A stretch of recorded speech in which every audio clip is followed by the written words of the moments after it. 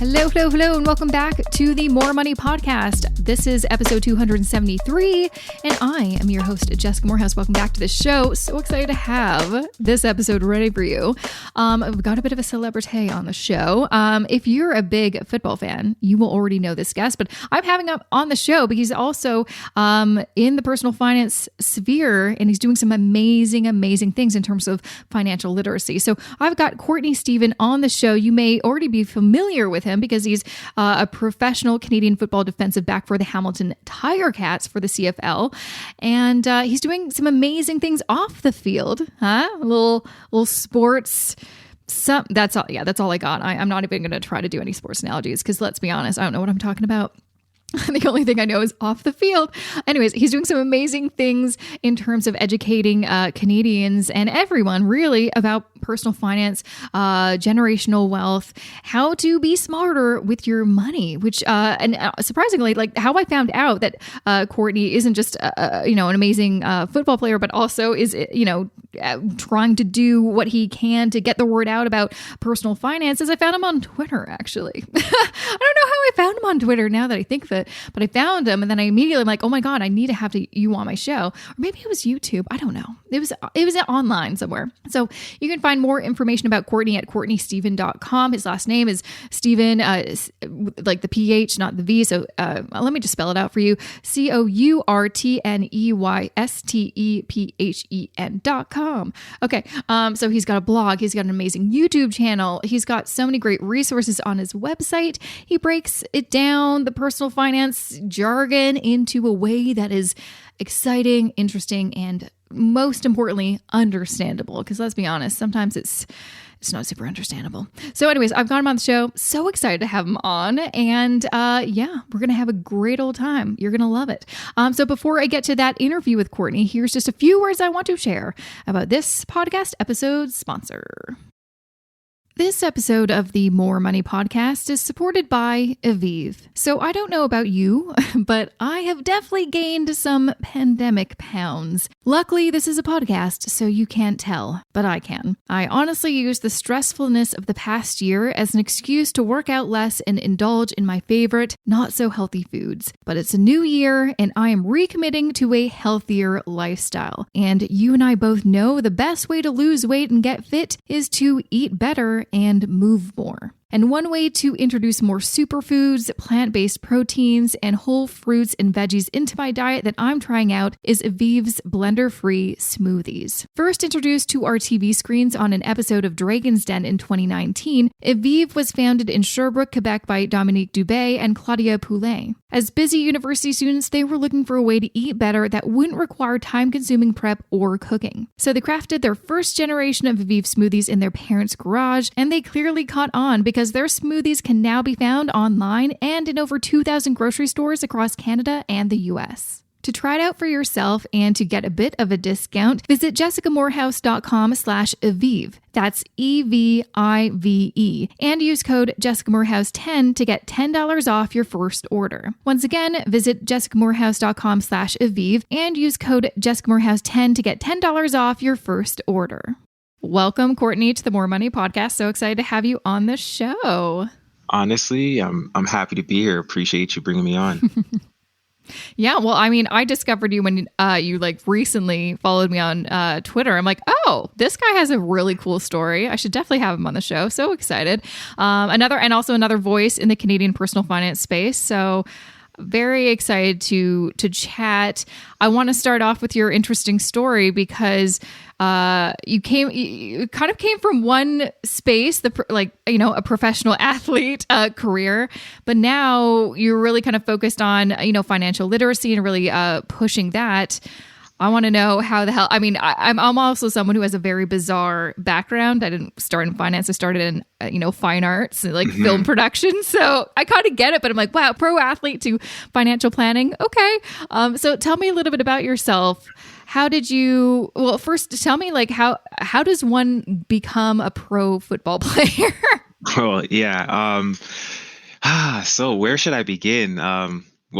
First of all, thanks for allowing me to even come tell my story. It's one of those reasons why I got into personal finance. And I guess it's one of the reasons why I got into my first business venture, or I'd say my first really successful business venture, which was like a youth mentorship program, which was really teaching the up and coming kids like how to replicate the process that I took to go from where they're at, whether they're in grade 6, 7, 8, or in high school, and how to get into college.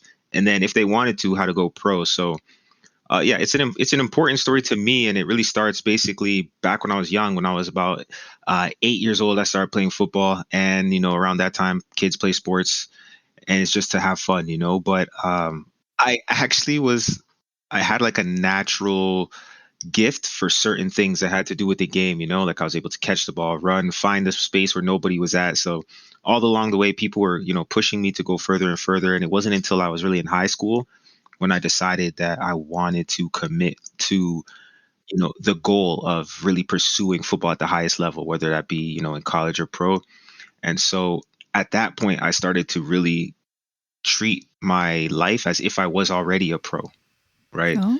Well, before I was a pro, I lived like a pro. So I was monitoring what I was eating.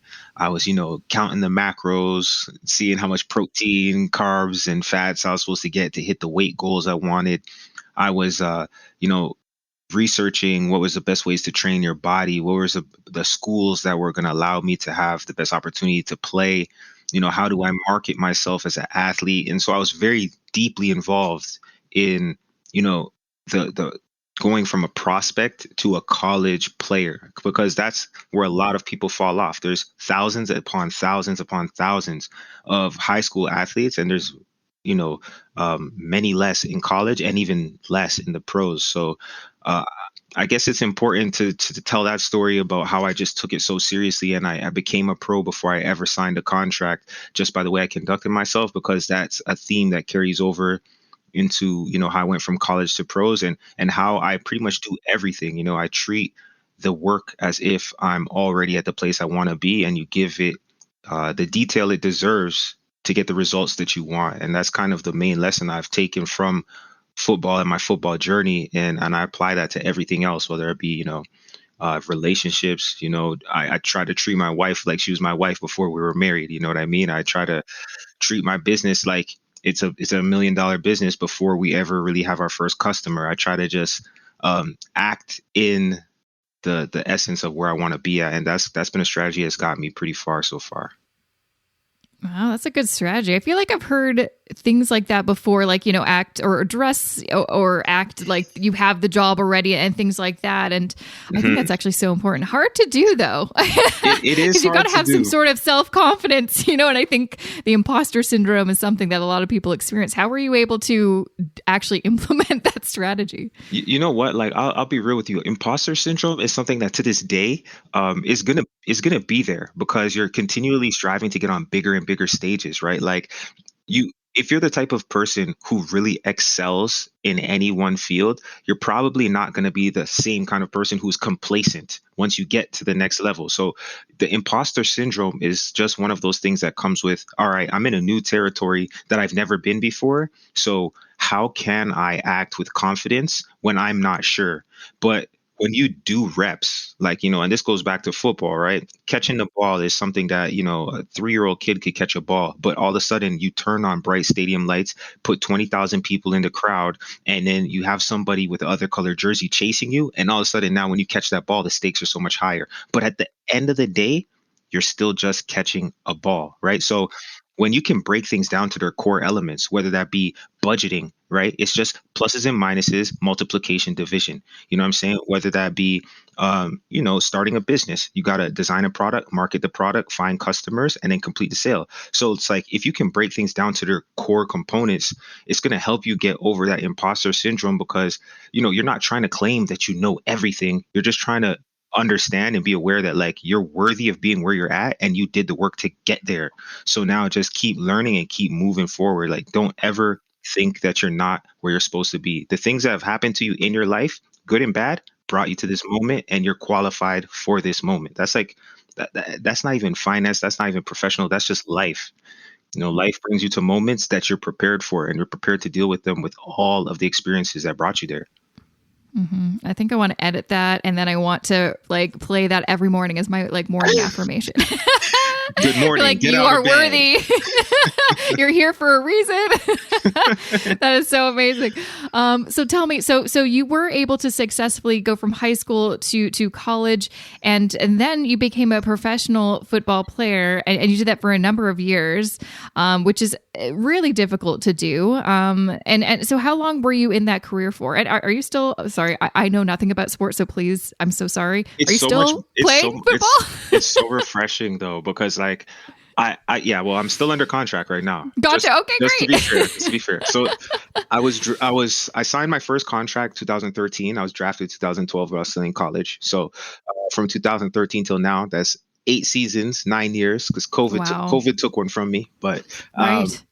it's honestly, it's one of those things where you kind of gotta continue to show up every single day. You just gotta continue to show up every single day, and that's how you get in the game. But then that's how you stay in the game, because you gotta think about it. For them, it's a business, right? So if I'm not producing, then what are they going to do? They're going to find somebody who costs less and produces more. So it's on you to find out, how can I continue to increase my value? One, how can I stay healthy? Because it takes a little bit of luck. Like, you could be the strongest, most flexible person, but you get caught between two moving objects, and it's going to get dangerous.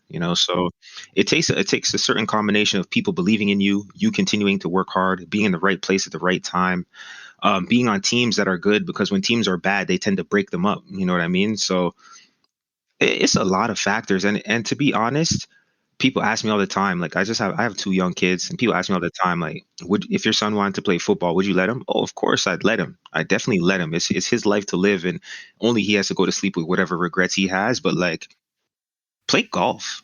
you know what I, you know what I'm Right. saying? Like, football has so many outside factors. You got referees, you got coaches, you got all these different outside factors that are going to either accelerate or slow you down on your path. If you know how to swing a 9 iron, Mm-hmm. no one can argue with that. Yeah. No one can debate the fact that when you tee off, it's 275 yards to the hole. You got 3 shots to get it in, and if you do, that's called par. You know what I'm saying? Like, there's certain things in life where there's a lot of outside factors that come into play, and there's other races that you can run where a lot more is under your control. And just depending on what you want in life, you got to get in the right race for you. That's why some people invest passively, and that's why some people are more active in the investing. It's not like one works and one doesn't. They all work. It's just they don't all work for everybody. Yeah. Yeah. And also, yeah, like going back to the sports, I'm like, man, I don't think anyone's really gotten injured playing golf, but football's dangerous. And I Like, there's mean, some, you know. they're paid to take your head off, Yeah. right? Yeah. Oof. Yeah. Ouch. Yeah. So I guess it makes sense why, as you continue to excel in your football career, you've also started kind of your own business and really focusing on this kind of other career, which is fine. Is the financial planning side of things your exit strategy, or is it just something kind of in addition to football? What kind of I guess inspired you to make this kind of addition to your career in financial planning and financial literacy? Well, to be fair, like, just the whole financial education platform that I'm building, it evolved out of a necessity, because, just to share a personal story, at the beginning of the 2020, right around Easter Friday, my father took sick, right? And he didn't have the coronavirus, but he did take sick, and he was admitted to the hospital, and it was something that was, real life threatening. And I only tell this story just to put an exclamation point on the reason why I started doing the financial education. My father is such a humongous influence to this day on everything that I've been able to accomplish myself. Like, my dad, he's still with us. So you gotta give people flowers while they can still smell them. You know what I mean? But it's like, he's such a huge influence on where I've been able to make it to, because of not only how he showed me how to work and how to dream and have goals, but also like how to manage money. So between him and my mother, like, they used to give me an allowance, and it was one of those things where you earned your money, and then you could choose to spend it or save it. And then they're going to actually, if you wanted to buy a big ticket item, we would set out a plan on how you're going to buy that item, and we'll work backwards to see how long it's going to take. And then if you save up half of that, they're going to let you use OPM, other people's money, to buy that item. So it's like, they were teaching me without making it super nerdy and like boring with spreadsheets, they were teaching me how money works from a very young age. And that's one of the things that stuck with me to this day. That's always been in the back of my mind, like how can I make my money work for me? So when the pandemic hit, just to circle back, I'm thinking back to all these lessons that I'm learned from like my dad, right? Because my dad's sitting there like, and his life's flashing before his eyes, my life's flashing before my eyes, and I'm like looking at my kids. I want to be able to teach my kids all this same stuff. So I started writing everything that I knew about finance and about the psychology of wealth and the psychology of money. And I started writing and just wanted to, put it in a time capsule, all the lessons that I felt were most important about money, so that one day my kids would be able to read those and just learn from them. And then the feedback was positive because it was a time when some of my friends who were not playing, like the football season was canceled. So some of my friends are, tight with money. Some people are getting laid off their jobs. Some people are in between careers in a transition where they're not playing football anymore, but they don't have career experience to do something else. So the financial lessons were at the perfect time for me to put them out and for them to be received. So that just prompted me to keep pumping them out and then start doing videos and then start making, Instagram posts and then start being active on Twitter and then continue to push it forward and get these certifications and really become an expert in that field. So it started very much just to teach my kids. And now it's evolved into me wanting to help everybody who will listen. I'm curious, since you're kind of relatively new to like the personal finance content creator space, kind of entering this space, what is your kind of view on it? Do you still feel like, wow, there's still not a lot of information out there? So like regular people, it's not easy to learn this stuff, or like, I'm just curious what your kind of sentiments are. No, I think it's the same reason why there's a new celebrity on TV every year, or there's a new, app that will come out that people will just jump to. It's just certain things communicate to people in a certain way. So there's a demographic out there who's been watching other people get rich for a very long time, and especially how you and I connected over the fact that, this is Canadian personal finance. There's volumes of information about Roth IRAs and 401ks and Yep. SEP IRAs and all. Like, I feel like I could go down to the States and damn near be good because of how much I've listened to and read. Right. Yeah. But we're operating in a void, like, because between like the handful of like quality podcasts that I listen to that are Canadian based, is really hard to, I've read maybe like 5 books that are Canadian focused on personal finance, and they're great, but it's like I have 30 from the US, right? Yeah. So I feel like we're in a space where there's a lot of, it's like blue ocean, right? And it's all compounds on top of each other. I don't see it at all as like a competitive thing, right? Like, the people who listen to your podcast would only be benefited by listening to another podcast also, and just Absolutely. taking all that information and building on top of it. So I think the more the merrier, and we got to do our best, or at least that's my goal, to normalize these conversations, right? Because there's still so many people who they don't know the difference between a tax-free savings account and a savings account, you know? And it's like, and that's like killing them, actually. They don't know it, but it's slowly killing them and their future. I know one of the things that I always kind of sit back and kind of like contemplate or worry about is, I've been talking about money for close to a decade now, but I realize the people that listen to my show or find me are already looking for that information, and they're they want to get inside that niche of personal finance. And it's like, there's so many people that may never come across all of this. So it sounds like kind of what you want to do is be there and create the content for people that may not, go on Reddit looking for personal finance answers, and try to find, basically the information that all Canadians should have, and I guess present it in a different way. Absolutely. And just make it, super easy, right? If you're a spreadsheet person, you're going to be looking in spreadsheet type places. Right. But if you're a sneakerhead, or you love buying, designer belts, then what's the chances of you finding on a way to, use credit card points to get gift cards to go buy whatever? Like, you're not thinking frugal, you're thinking fashion. So how can I infiltrate your world to actually help you stop destroying the years of time that you could actually buy back with that same money that you're spending on something material? Not to say that there's anything wrong with material. Like I've had my fair share of Gucci glasses, but it's like you Ooh. lose you if you leave designer glasses in the back of a taxi in a Uh-huh. city that you don't live in and you don't ever get them back, then you start to look at that $700 a little bit different, you know? Right. Yeah, It's no, like that's why I'll never buy designer glasses. I bought one pair of designer glasses. I've never lost it. I still have it, but I'm like, why did I spend so much money on glasses? Because no one cares. That I, is like a yeah, designer it's one of those things. It's like you do it, and then you're like, okay, now I can't go out in the rain. Okay, I can't let them Yeah. I can't get them get sat on. I can't let anybody else try them on. I can't let it's Right. just like they're just glasses. At the end of the day, if you can't spend They're that just much pieces money, of plastic. if you can't spend that Yeah. much money on them, then you shouldn't be spending that much money on them. But not to condemn anybody's lifestyle, but more so just to say, um, there's low hanging fruit that we could all pull on and just upgrade our lifestyle for the long run, you know?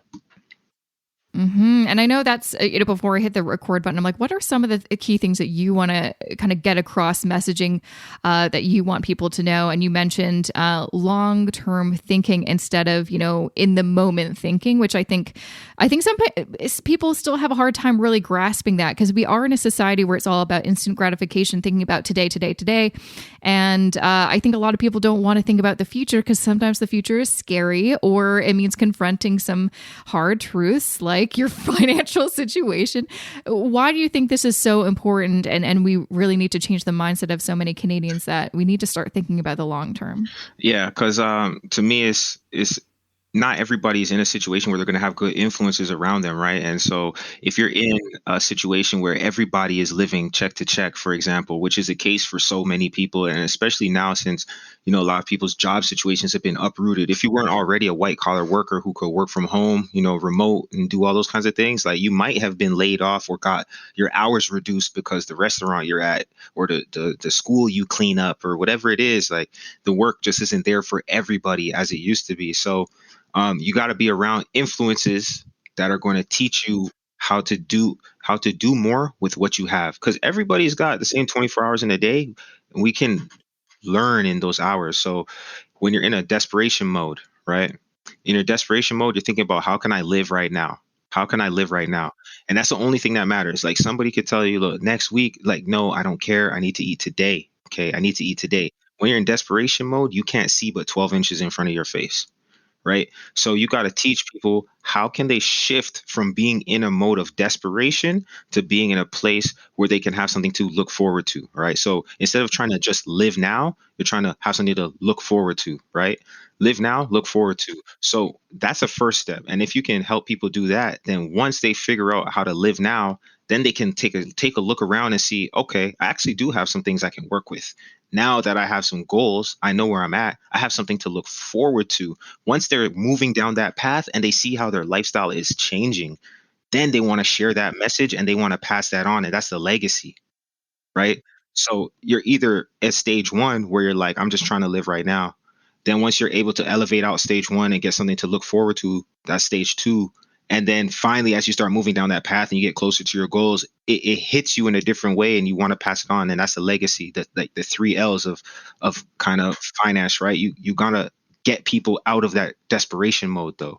And so the people who are in desperation, there's nobody around them to pull them up. You got to kind of go find them and put yourself in those spots to be that light in that dark space, kind of, if so to speak. Yeah. I mean, luckily, I feel like, now it's never been easier to kind of find like communities of people who were kind of on the same journeys as you. And I mean, back when I started my first blog, I mean, you could find some blogs, so you really had to do some digging. Now you can go on like Twitter or Instagram and there's people kind of or forums, so you can see people talking about that. So, in one positive way, if you feel alone in that desperation mode and trying to find some inspiration or some community, you can find that, but you do have to seek it out. But I guess what would you say to those people? Because I know a lot of people are hurting, still because of the pandemic. And still, I think it's tricky because a lot of people, and I was talking to someone the other day about this, people are either thriving right now, like they're saving a ton of money because they're working from home, they have less expenses, maybe they moved out of the city and have cheaper rent. And then there's the people that are just really struggling because maybe they lost their job or their hours are cut.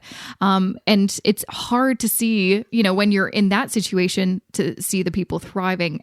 What kind of, I don't know, message would you give to those people to to kind of, like you were saying, look forward and not be stuck in that here and now desperation mode. Well, the first thing you got to do is get your feet on solid ground. So what I recommend is always take inventory, right? Take inventory. Start to use some of the free tools that are around us to be able to get a pinpoint accuracy on exactly where you stand financially. You got to know your personal balance sheet, right? You got to know what it is that you own, right? That's your assets. You got to know what it is that you owe other people. That's your liabilities. And then you got to know when you cancel those two out, what's remaining, and that's your equity, right? So generally, when people are in a tight situation, they don't own a lot, but they owe a lot to other people. So I love to use the app called Mint, mint.com. You can get it on your phone, whatever. It's like one of the most popular ones out there. It's completely free, and you just hook it up to your bank, hook it up to your Visa, hook it up to your investment accounts. And over time, if you tinker with it, because you're not going to plug it in, it's not going to be perfect. But you go swipe your Visa, it's going to show up in there. It's going to say, look, you went to Shoppers Drug Mart, you spent $9. Does that count as a grocery store, or does that count as convenience? And you just put under a category. After about a month or so of using this, then it's going to start to sort your finances out for you so that you can see exactly where your money is going. Right. So now you're going to be able to take a true inventory and see, do you have one of these two problems? Do you have an income problem where you're not making enough to make ends meet? Or do you have a spending problem where you're actually letting dollars slide through the cracks unbeknownst to you? See, once you have a system in place to monitor your money, little things like your 407 transponder, which is like, the toll road automated payment thing. So I had a car that I sold like a couple years ago, but I actually left the transponder in the glove box and I was still paying for that. You know what I mean? So No. the annual subscription came around and they called me and they said, "Oh, do you want to upgrade?" Upgrade? I didn't even know I had this, right?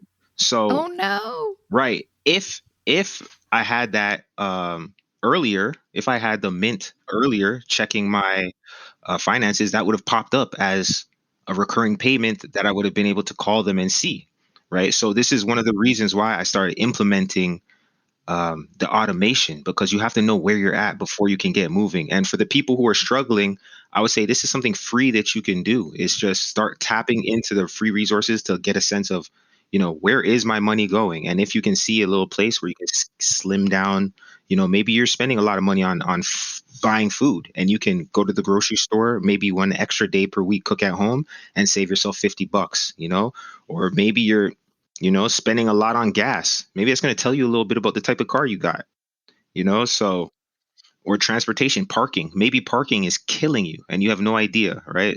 So, once you see where the money is going, you see the gaps and you get to identify whether you have a spending problem or an income problem. And then you're able to make decisions on whether you need to cut back or you need to go get a different job.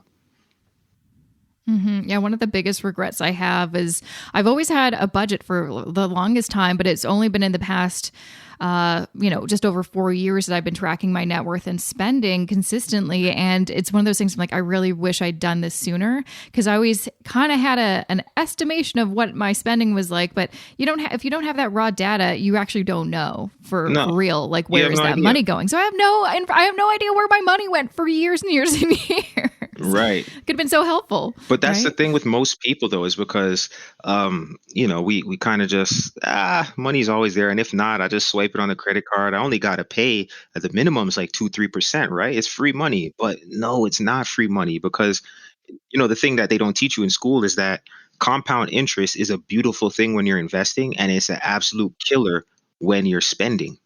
Right. So you can spend $1,000 on a credit card, and, the minimum payment on a credit card on average is around 2-3%. Right. So 2-3% on $1,000 would be $20-$30. Right. So, you spend 1,000 and you do the minimum payment, say $30. It's going to take you like 4 years to pay down that 1,000. And you're going to end up paying like 1,400 instead of paying 1,000. So it's like people who are not savvy with their money are going to think that they're getting over on the man. They're going to think that they're getting ahead, but really they're just making it harder to get ahead because they're not acutely aware of where's their money going, how much is going to interest, how much is going to a pair of shoes that I bought 3 months ago for Christmas that I'm still paying for, or whatever it may be, right? It's really that data is a big key, and most of it's free. Yeah. Yeah, absolutely. Like you can use Mint or there's lots of other apps, use a spreadsheet. It doesn't cost any money to find, or just look at your statements. I think that's the other thing. No one looks at their statements. No one looks at the It's statements. very easy to do. No, No. the banks are getting better though. Like when you log in, it's getting a little better, but Yes. you got to log in, they ask you for a password and a 14, 16 digit card number. And you're like, geez, forget it. And if you bank at lots of different banks, it can feel really overwhelming. So yeah, it's getting better, but yeah, it is on you, and it is your kind of responsibility to do that on your own. I want to shift gears a tiny bit because again, before I hit the record button, you mentioned that how important it is to also talk about generational wealth, and I feel like that is becoming a bigger conversation in the personal finance community, which I think is so important. And I feel like that's kind of twofold. That means actually, making sure you have wealth to give to the next generation. But I guess also the other piece too is that financial literacy component. Because I mean, you can give, there's so much evidence of like lottery winners getting money and then blowing it all. So it's like you need to have the money and then also know how to use it wisely. Do you want to kind of share what your thoughts are on like why is generational wealth such an important factor? Oh, it's huge, and generational wealth is one of those things where you can see it around you, but it's not screaming at you to say like, this is old money, this is old money and this is what old money does. But just to be completely honest, right? Like I'm Black. I don't know if anybody in the audience is going to know because it's on a voice. This is voice only, but just to put you guys, I'm Black, right? So my father, he's an immigrant. My mom, we're like this descendants of people who got to Canada from either escaping the slave trade in the South or immigrating to Canada from somewhere else to get a better life. So the dissonance between the Black experience or the immigrant experience and the traditional everything's available for everybody thought process is something that I've kind of been able to see as I've been growing up. And the thing is that's common among a lot of people who come from wealth, not necessarily white people, because a lot of the people who I grew up with are, they're European immigrants from Europe, immigrants from South America, wherever. Um, the thing is that people who come from wealth, they tend to own things, right? Whether they own houses or whether they own stocks or whether they own businesses, they tend to be the owners. They have equity, right? And that equity is valuable because one, if you grow up watching your father, your mother operate in a bakery or in a construction business or whatever it is, you're gonna learn a skilled trade so that now your hands are valuable and your brain is valuable because you're able to provide an asset that a computer can't really replicate. A computer is never going to bake you a cake or bring you fresh bagels in the morning, right? So a lot of people who own those types of businesses, that intellectual property, that's an asset that they can hand down to their kids. Secondly, the business, which is a functioning machine that basically prints money, as long as you continue to give it the correct inputs, that is something that is willable down to your kids too. You know what I'm saying? Then on top of that, the property that business sits on is also an asset that can be willable down to the kids too. So they're not starting at ground zero. They're starting somewhere above that. But on the flip side of that, when you look at a family like mine, for example, my dad grew up in rural Trinidad, right? So you want to talk about nothing, like he came from a place where it's like the electricity is a hit or miss. You know what I'm saying? So we got serious first world problems over here when we think we're starting from nothing. Some people are starting from nothing. So the sacrifices that they made, and this is a story of many immigrants that they made to come to a place where, you can start a business, no problem. Like the government's going to allow you to do that. And there's even many programs that will fund that. But being savvy enough to be able to find those opportunities and build up that foundation and then teach your kids that those lessons, the psychology of money, the how to operate a business and how to acquire equity, teaching your kids those principles, that's the real wealth because that's what's going to allow them to multiply, right? You give a kid $50,000 when he's 18 and you're pretty much just crippling them financially unless you unless you teach them how to use that money. So I guess what I'm trying to say is like for the generational wealth thing, it's like when you come up around wealth, it's normalized, and they teach you how to make it, where to go get it, and how to multiply it.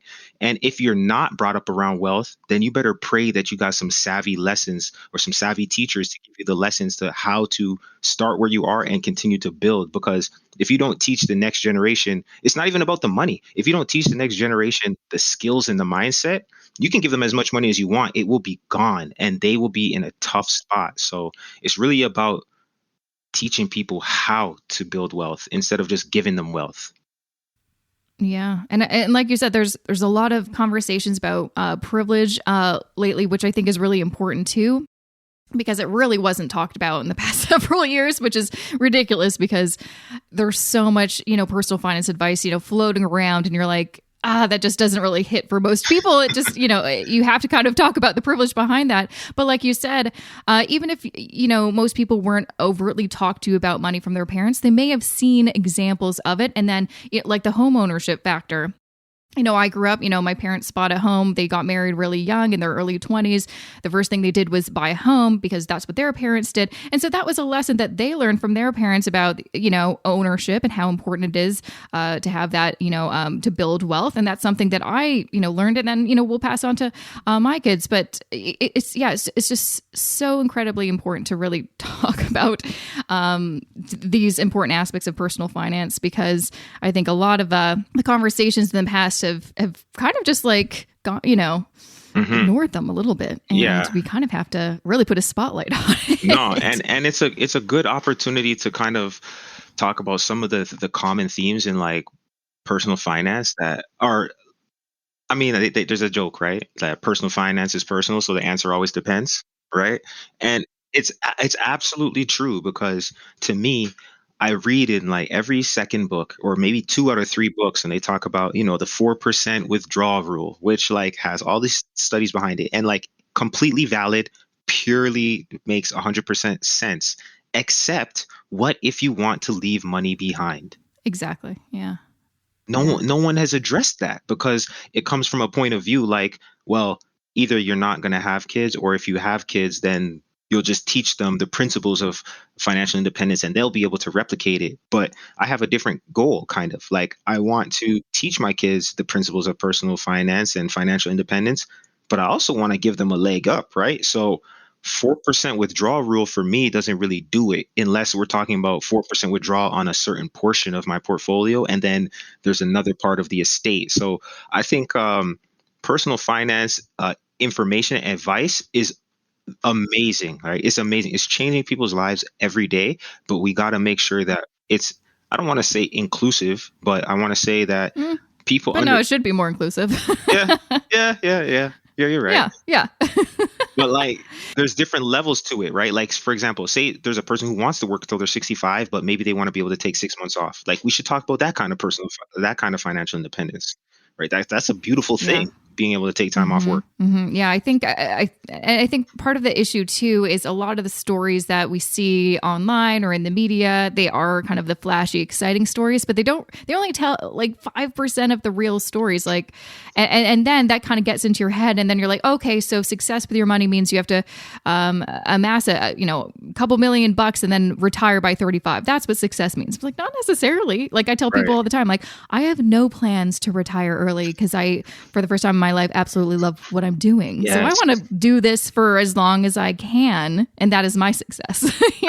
And you know what? That's like the truest success, because so let's go back to the football analogy. Like, say the average football career is like 2.5, 3 years.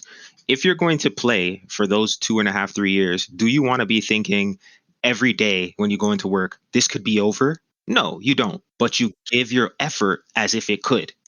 Right? So I say that to say, in life, do you want to say like, okay, I'm going to retire at 35 and never work again, and so I'm just going to like hate my life and go through it? Or do you want to like enjoy the process while you're there? And then if, we're all going to go one time at one time, no one knows when, but like, if you go and it's your time, and big man upstairs comes down and says, hey, all right, you did your time. You want to be able to say that during that time that you lived, right? And you didn't sacrifice everything for some one goal down the end. Like, yes, there's delayed gratification. Yes, there's hard work. There's patience.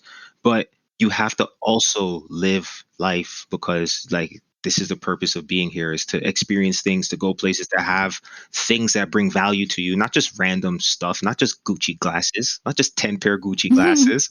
But yeah, you want to be able to enjoy your path to personal I keep saying your path to personal finance because that sounds like a good title of a book, but It certainly does. You can keep that for your book. but no, your path to financial independence, right? The path is actually what matters more than the destination, I think. I don't want to retire. I just don't want to work, if that makes sense. Yeah. Yeah. Yeah. Financial independence. Yeah. Just being able to work or not work. It's up to you. It's funny that you mentioned that. I think about that often if I watch like a movie where kind of think of like, oh my gosh, what if that happened to me and I could die or whatever? Or, there has been a few instances in my life where I've had like near death experiences. And the thought that always comes to mind is if I die today, would I be satisfied with the life that I led? And I always luckily am like, yeah, no, it would suck to go this early. I would like to accomplish a lot more, but I think I'd be satisfied with what I did. So, when it comes to personal finance and trying to achieve all these different goals, and sometimes it means sacrifice and all these different things, it's really important to, like you mentioned, enjoy the journey. It's not about just like sacrificing so you're just having the worst time until this later date. You've got to have some sort of balance so you can, be on the road to a better financial future, but also really enjoy the journey because otherwise, what's the point? What is the point, right? Right. What is the point? Because to be honest, like there's a lot of people who's really upset, and either they're upset because they think they don't have enough, or they think there's not enough time, or, things around them are so stressful. And, I've also had to look in the mirror myself and just say, is stuff as bad as I feel like it is? Like I remember there was many times where I was on my knees praying to be in the situation I'm in right now, you know? And sometimes a strategy that I use to stay grounded, and I don't know if you've done this, but this is something that's really helped me when I get off track, I go back to this. I write down all my goals every year, right? But I also extrapolate out my goals until more or less, maybe the next 50 years or so. So I've got goals all the way out until probably about 2065 or like something like that. Oh, wow. From when I started. As I get further out, the goals become more abstract and like fewer and far between. But like the goals for next year, I'll have like 15 solid points that I want to hit. But this is where the cool thing is. I keep this all in one note on my phone, and I have the goals that I've been setting since like about 2014. So I can actually look back and see that I set a goal for this year to do X, and I actually accomplished it. So it's like one of my mentors, her name is Susan. She's like amazing. She once sat me down and she's like, "Yo, people get so focused on looking at the finish line and how far it is from where you are to get to the finish line, they forget to look back and see how much of the race they already ran." Right. Yes. So keeping all of your goals together in one place over the years, you can look back and ain't nothing more gratifying than a check mark on a to-do list. You got hella check marks added up years over years over years. And now you're not going to hit every goal, right? But you just look back and you can see, oh, I said that I would do that. I did that. I said that I would read 20 books in 2017. I did that. I said that I would go to this place. I did that. I traveled. I had this experience. I bought this thing. I went here. I did that. I saw this person, I mended this relationship, whatever it was. And then when you're in that moment of like pity and woe is me, you just look back and say, shoot, man, I actually did a lot this year, or I came from somewhere where I was dreaming to be here. So it's actually not that bad. I can afford to keep pushing and I can make it through this. So that's a strategy I've been using for a couple years now. That's a great idea. I want to kind of go back because I feel like, yeah, like you said, we are sometimes we're too forward focused and just focused on like the next goal, the next kind of thing that we want to accomplish. We immediately forget everything that we just accomplished. I'm very bad at that. And that's something that I always try to stay mindful of and try to work on. But I like that notebook idea. I mean, how smart is that? Just put it in a notebook or in your phone. I mean, that's not that hard, is it? No, it's good. As long as I don't switch from iPhone to anything else, like I'll always have it. Yeah. Exactly. Well, thank you so much, Courtney, for taking the time to chat with me. Before I let you go, do you want to tell everybody where people can find you? I know also on you have a free financial strategy workbook PDF that people can download. Do you want to kind of share a little bit more? Yeah, everything I do is through my website, CourtneyStephen.com, and that's Stephen, Stephen, two first names. So, I mean, you can find my Instagram there, you can find my YouTube there, and of course the blog, and the PDF will pop up and you can download it. Just talks all about the different pillars of finance that I love to teach. And really, I'm just trying to help people. I don't really have too much of a back end to offer anybody other than just information. You know what I mean? It's something I'm passionate about, and really just trying to help as many people as I can. I got something it's called $10 million mission. I'm just trying to help 100 people reach $100,000 net worth. And if we can do that, I feel like, that's quite the legacy. So, no, I appreciate you bringing me on here, giving me a chance to talk about all this stuff. It's been really cool. It's been a pleasure having you. Thank you so much for sharing all of your wisdom. Oh, pleasure's mine. And that was episode 273 of the More Money Podcast with Courtney Stephen. Make sure to check him out on his website, CourtneyStephen.com. Of course, find him on YouTube, watch his videos. Just subscribe. He's got some great gems of information. So definitely check him out. Of course, I'm going to include links where you can easily find him in the show notes for this episode, jessicamorehouse.com/273.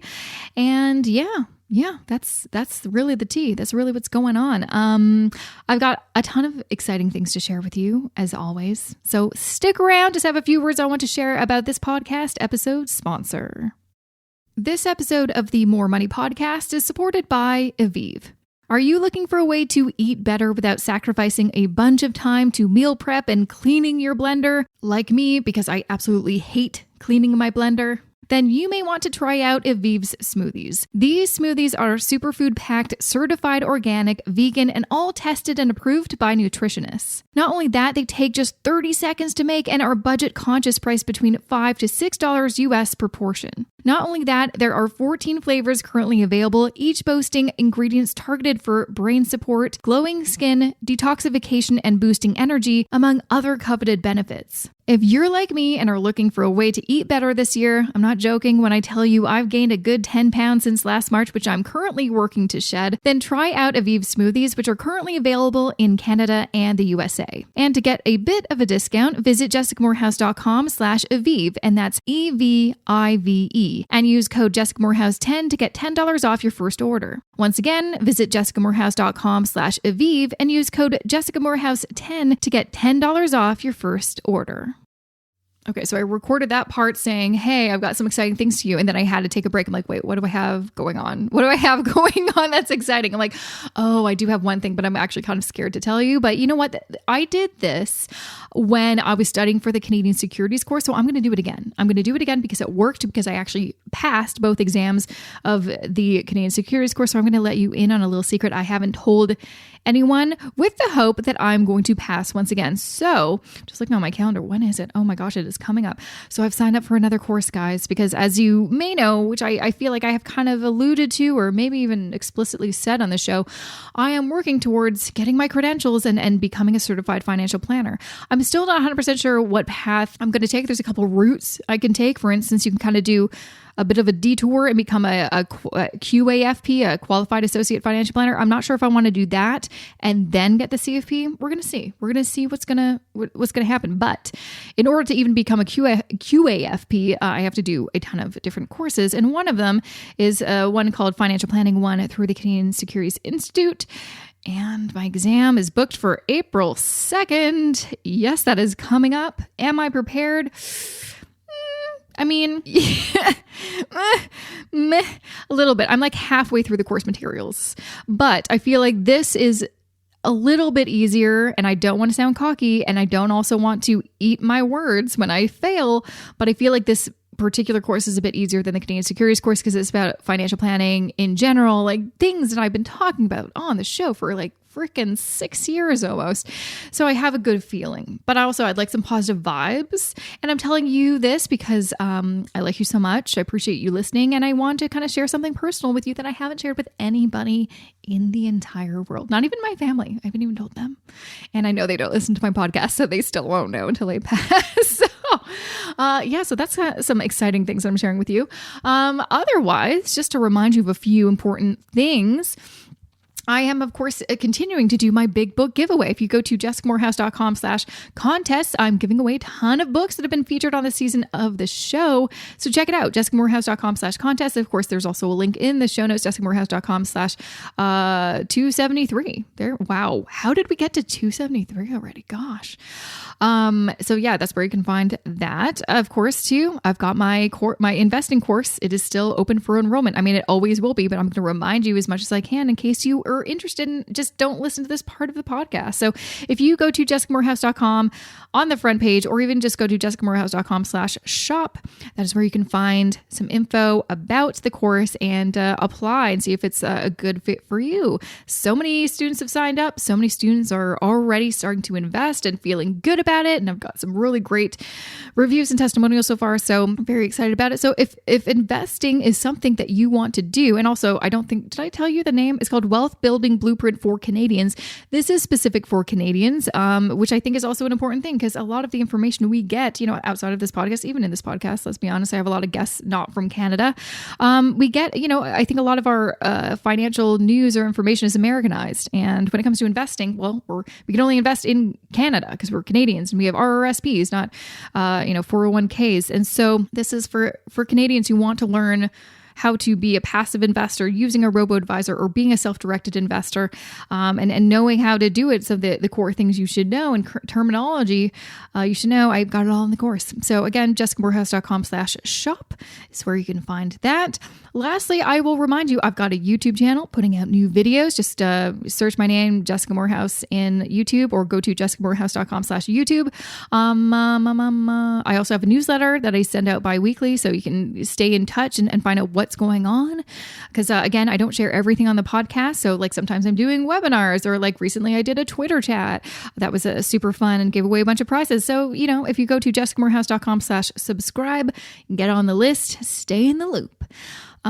Okay, that is it for now. I think I've shared enough, don't you? So yeah, send me some good vibes so I pass that exam and I'm one step closer to that almighty designation, those 3 little letters at the end of my name. I can't wait to have that. And then shove that in the face of that terrible advisor I had once upon a time at a bank that will remain nameless, who gave me some really bad financial advice. Man, is it terrible that a lot of the motivation I get for achieving things is proving people wrong? I don't know. It works for me anyway. Anyways, thanks so much for listening. I will be back here next Wednesday with a fresh new episode. I will see you then. Have a good rest of your week.